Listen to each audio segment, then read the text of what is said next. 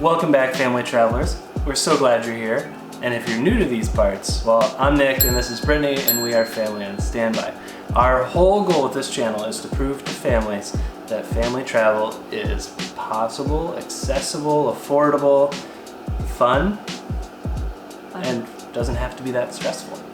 Specifically what we're doing today, things people Google, airport edition.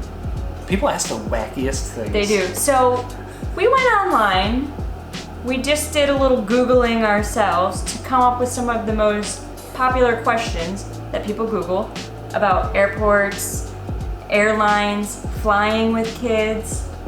We're gonna answer some of them for you. We got 11. That's what I was doing. I was just counting our list. Oh, okay. 11 of them. Okay. We didn't really do much research beforehand. We just quickly went through Google, found some of the top questions. So this is going to be like real-time rapid fire answering. So let's get to it. Okay.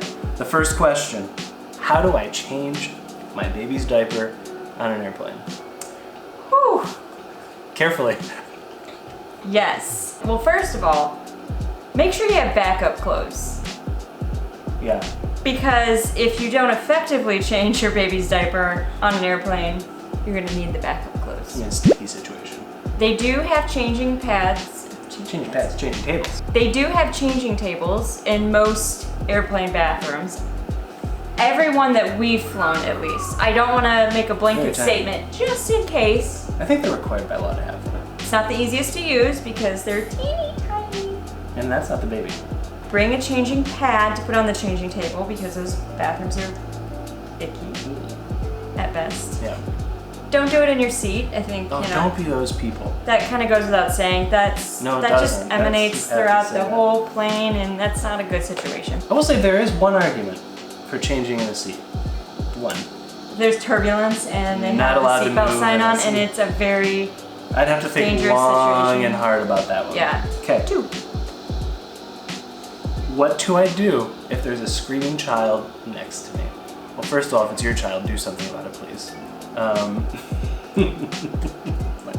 Handle it, don't just let them scream. Nothing makes me angrier than when fellow passengers get upset with you for your children crying. Because, hello, of course, as a parent, you don't want your children crying. It's not fun for you. Right? It's not fun for your kid. It's not fun for the plane. It's not fun for anybody. But kids cry. Yeah. So if you're a passenger and there is a child not related to you crying in the seat next to you, just do yourself a favor and either ignore the child and the parent, or the better option, just say, hey, it's cool, understood. Let me know if I can help you in any way. We have been so fortunate that even though there's all this talk out there of passengers getting upset about babies crying, we've had the kindest people around us. Yep. Majority of our flights. Some people will even offer to walk your baby around the aisles for you. It's crazy. There are some very kind people out there. Right. Be one of those kind people. Babies cry. It happens. We have found that there are often adults that are more annoying than crying babies. Ooh, yeah. So, adults that get mad at crying babies, do you really have a leg to stand on? Nope. All right, next question. Does my kid need an ID? Yes. Only for international. No. Let's start over. No, with an asterisk. They do need a passport. So if your child is traveling domestic, at least here in the US, they do not need an ID if they are a minor. But if you're traveling international, they have to have a passport. I will say, you might be required to carry a birth certificate depending on your air carrier. Mm-hmm. We've never once ever been asked for it, but we've always kind of come prepared. And actually, instead of the birth certificate, when we ordered the kids' passports, we actually got passport cards. So I just keep those in my wallet, and then I don't have to worry about it. They always have ID if they need it, but thankfully, we haven't been hassled too much. Yeah, so the quick answer, if you're traveling internationally, get a passport. If you're planning on only traveling domestic, maybe just bring the birth certificate just to be on the safe side. Should be covered. Or just get a passport. I'm gonna quiz you on this one to see if you know the answer. Oh. Can I take my kid with me through TSA PreCheck or Global Entry?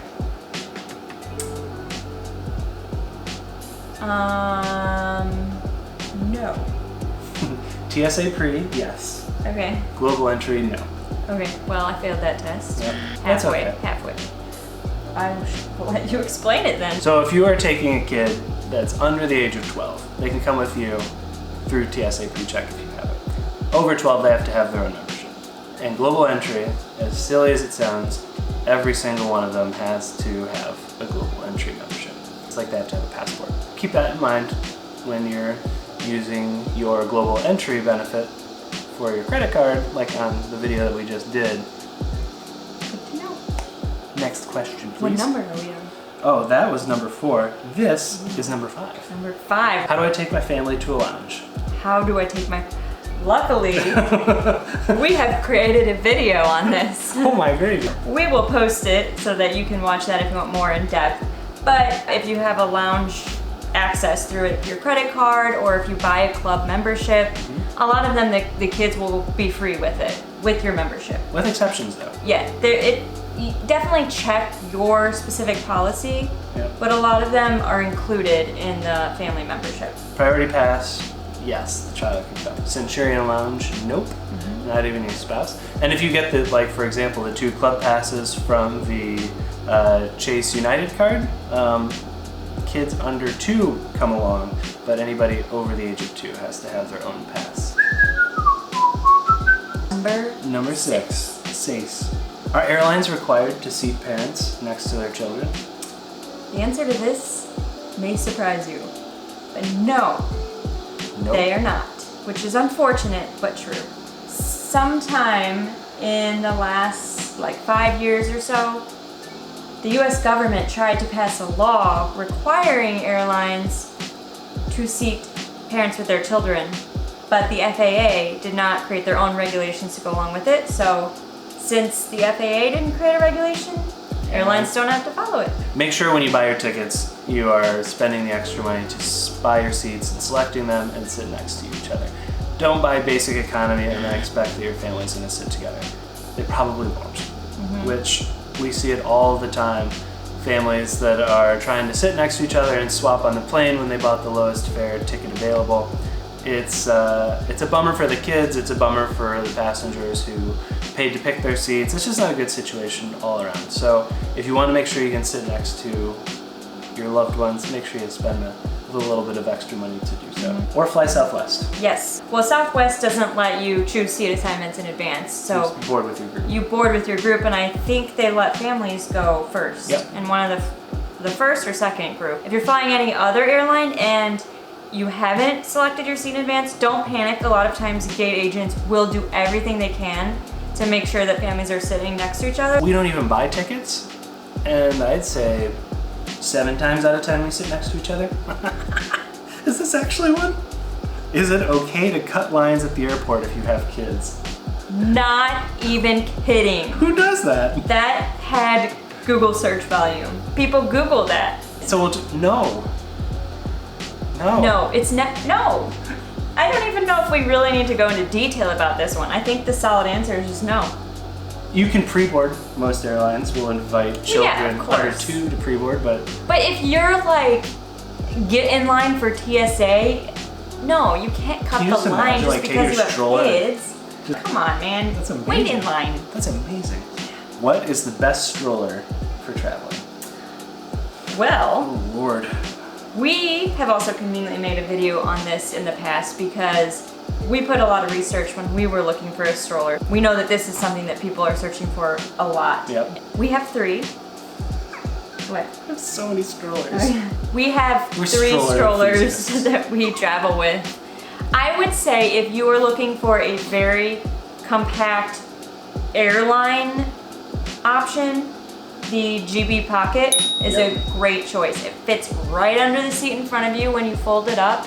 It's excellent. It's not the most robust, I would say, Yeah. but we take it all the time. It gets the job done, and it's great for traveling on the plane. We'll link that below, so if you want to check it out, we use it a lot when we travel. There are a bunch of different things. I mean, depending on the age of your kids and the adventure level of your travels, it kind of comes down to us. There are 3. We basically have the Bob, we have the GB Pocket, and then we have the Graco Snug Ride. That's just your basic guy. Yeah. But he comes along with us since we have an infant because it, clicks in with the car seat. That thing has flown like I know 150,000 miles. you make fun of the name, but dang, that thing is just a workhorse. Right? It's lasted us so long, and I feel like it's gonna last another however long. I mean, it's showing its wear. it's showing its wear a little bit, but it has been put through the ringer and it's come out on the other side. Next question. Can you bring a car seat on a plane?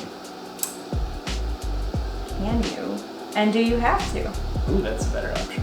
So you can bring it. There's a marker, I don't remember what it's, let's look it up.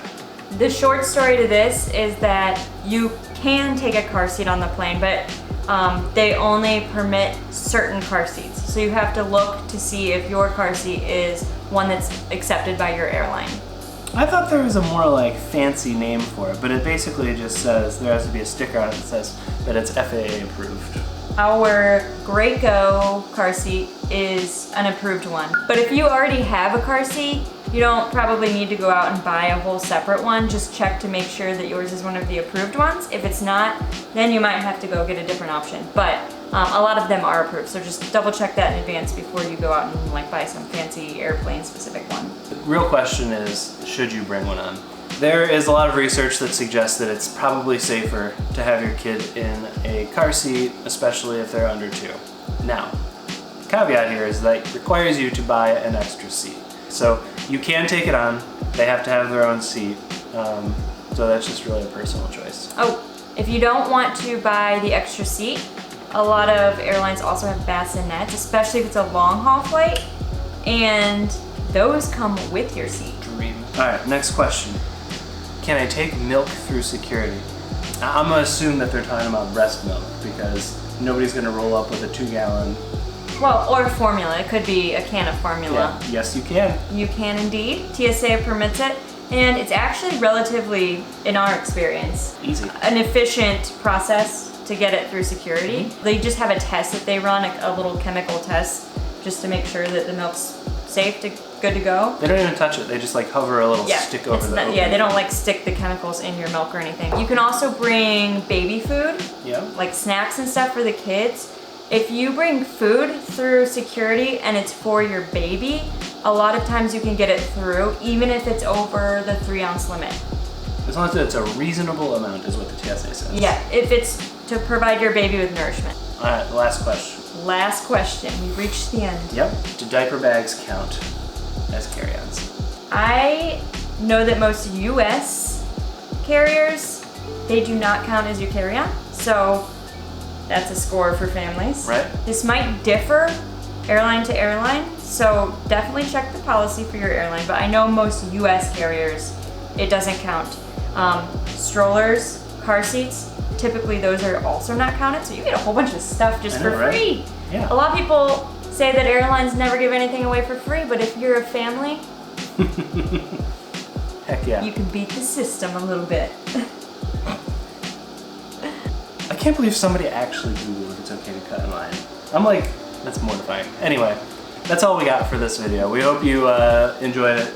Stick around for more. We're gonna try to do more of these travel tips. Let us know if you like this kind of style, knowing a lot of different things people Google. We felt like might provide some insight because these are the things that other people are asking. Yeah. So if you have any questions, ask us below and we'll make sure we get them answered. Either in the comments or we'll make another video about it. Bye-bye.